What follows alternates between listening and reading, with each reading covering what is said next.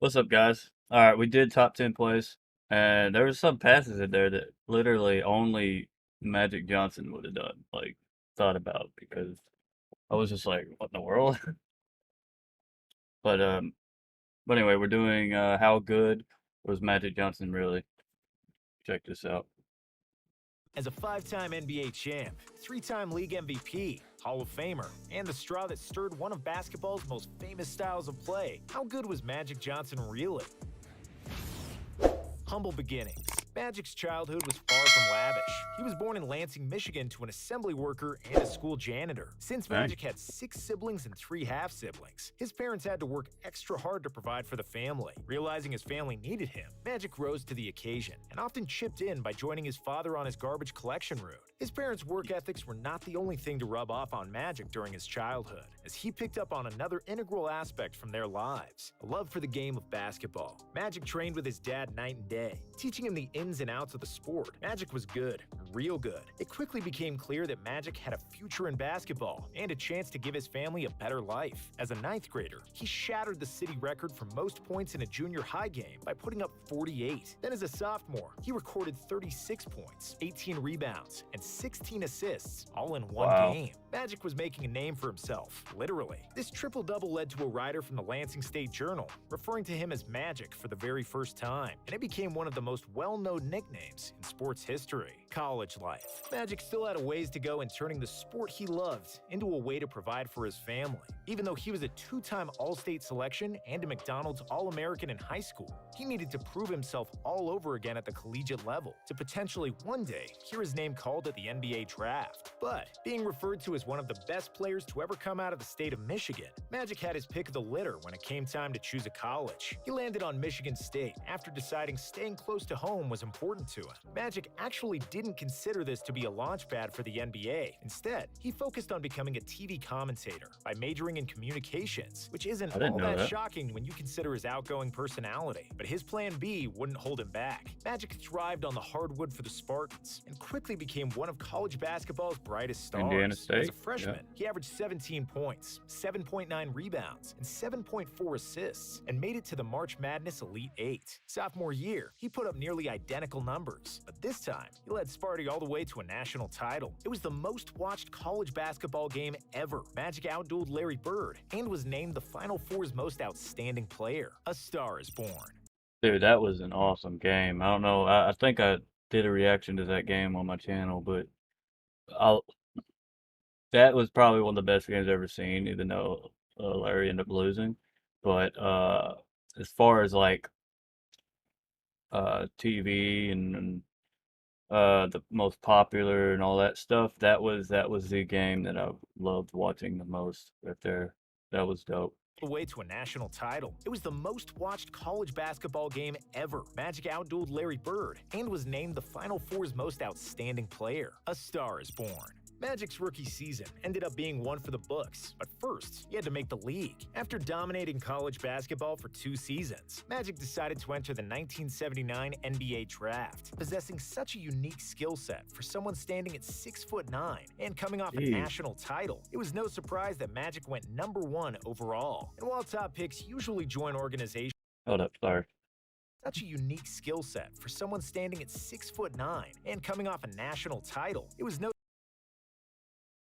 Magic's 6'9", but why are these guys so much taller than him?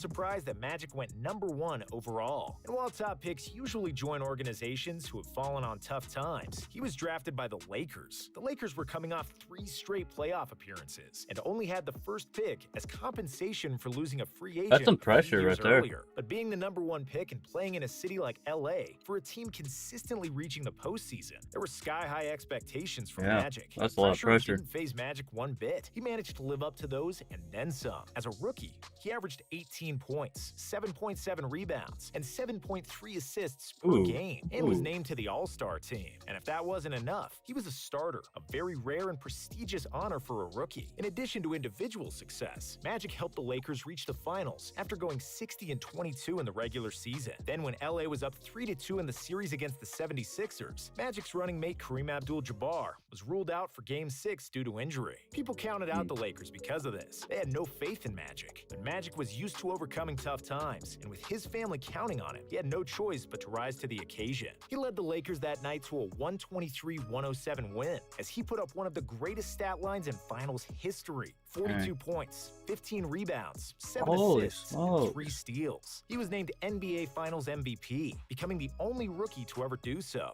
That sweet taste of victory didn't last long, because Magic's second season in the league was one plagued by injury. He suffered torn cartilage in his left knee and was forced to miss 45 games. This didn't stop the Lakers from paying him, though. They recognized they had a one-of-a-kind talent in Magic, so they decided to give him a one-of-a-kind contract. The two parties agreed to a 25-year, $25 million contract, which at the time is the highest. What? I've never heard of a 25-year contract. That's just unheard of. Man, imagine he did a 25-year contract nowadays. It wouldn't have been $25 million. It'd been like 500 million, a billion. I don't know. Probably it'd be like a billion. Golly. A one-of-a-kind talent in Magic, so they decided to give him a one-of-a-kind contract. The two parties agreed to a 25-year, $25 million contract, which at the time is the highest-paying contract in sports history. Showtime. With a recovered knee and healthy bank account, it was time for Magic to lead LA back to the promised land. After a disappointing season in which they got knocked out in the first round of the playoffs, Magic looked like himself again. He nearly averaged a triple-double with 18.6 points, 9.6 rebounds, 9.5 assists, and a league-leading 2.7 steals per game that year. He also joined Wilt Chamberlain and Oscar Robinson as the only players to ever record 700 points, 700 rebounds, and 700 assists all in one season. Thanks to Magic's stellar play, the Lakers found themselves back in the finals, where they would again knock off the 76ers in 6 games. After recording a series-clinching triple-double, how many Magic times was they play the Finals Sixers? MVP for a second time. But the following year, Philly would finally get their revenge on Magic and the Lake Show. They were again facing off in the finals, but things were different this time. The Lakers were riddled with injuries, with James Worthy, Bob McAdoo, and Norm Nixon all hurt in that series. We may call him Magic, but he couldn't take on the 76ers alone. Revenge became a recurring theme, as did the Lakers making the finals. After leading LA to a third consecutive trip to the championship series, Magic ran into an old foe in Larry Bird, who in an epic 7-game series avenged his loss to Magic in the NCAA national title game. This just made so the Magic first time? hungrier to win more than ever. A year later, the Lakers ran into the Celtics in the finals again, winning this time in 6 games and reclaiming their throne, as Magic averaged 18.3 points and 14 assists per game in the series. After 4 straight finals appearances, the 85-86 season saw the Lakers fall in the conference finals, bringing an end to their impressive streak. The following season, with people wondering whether Magic was over the hill and the Lakers dynasty had come to a close, Magic averaged a career-high 23.9 points per game, while adding in 12.2 assists on his way to winning his first regular season MVP award. It wasn't just a regular season to remember for Magic. His dominance extended into the postseason. Who the heck got the regular season MVP before him? Why was that his first? That's weird. I just want to know. In 12.2 assists on his way to winning his first regular season MVP award. It wasn't just a regular season to remember for Magic. His dominance extended into the postseason, where he showed he wasn't ready to give up his crown, as he added another title and Finals MVP award to his growing legacy. Magic then had enough championship rings to fill his hand. Magic would go on to make the finals in 2 of the following 3 seasons and bring home 2 more regular season league MVP awards. Hollywood ending. We thought Magic would continue to win awards and compete for titles for years to come, but then everything changed in an instant. While undergoing a physical prior to the 91-92 season, it was discovered that Magic's life would change forever. He tested positive for HIV. In a press conference on November 7th, 1991, Magic made the news public and announced that he would be immediately retiring from the NBA. The news transcended the sporting world. It was all people could focus on. More than a decade later in 2004, it was named ESPN's 7th most memorable moment of the previous 25 years.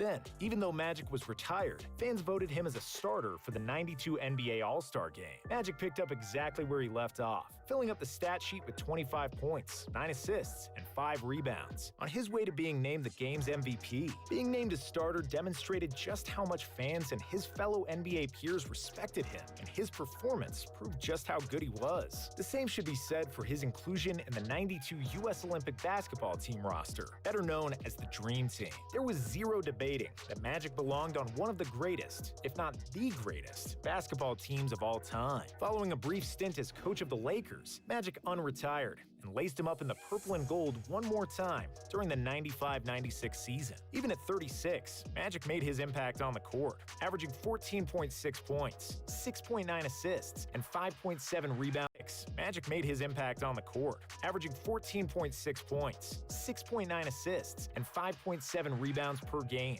in 32 appearances that season. He retired after the season ended, saying, "I'm going out on my own terms, something I couldn't say when I aborted a comeback in 1992.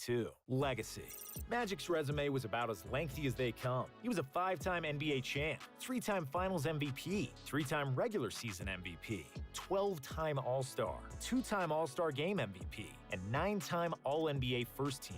Over his 13-year career, he led the Lakers to the finals a remarkable 9 times, while averaging 59 wins per season. Such sustained excellence is rare in any sport. But he didn't just rack up personal achievements and bring his team success. Magic transformed the way the game was played. At 6'9", he broke the mold of what was viewed as the ideal point guard, showing that position didn't have to be reserved for just the small guys. Magic played a positionless type of basketball that was not normal back then, filling in wherever his team needed it. His combination of size, athleticism, and ability was unheard of. He paved the way for and inspired generations to come. Guys like LeBron James and LaMelo Ball. His fast-paced style and prevalence of flashy plays earned him and the Lakers the nickname of Showtime. To this day, Magic is still referred to as one of the best, if not the best, point guards the game of basketball has ever seen. Yeah, that's pretty cool. There's some stuff I didn't even know, so that's pretty dope. I like how he said he wanted to retire on his own terms instead of something happened and he had to retire. But I understand, like they said, he had like when he first found out he had HIV or whatever.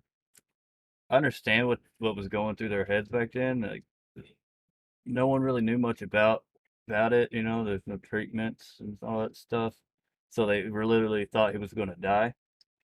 So I understand what they were going through. They thought that they couldn't touch him and all that stuff.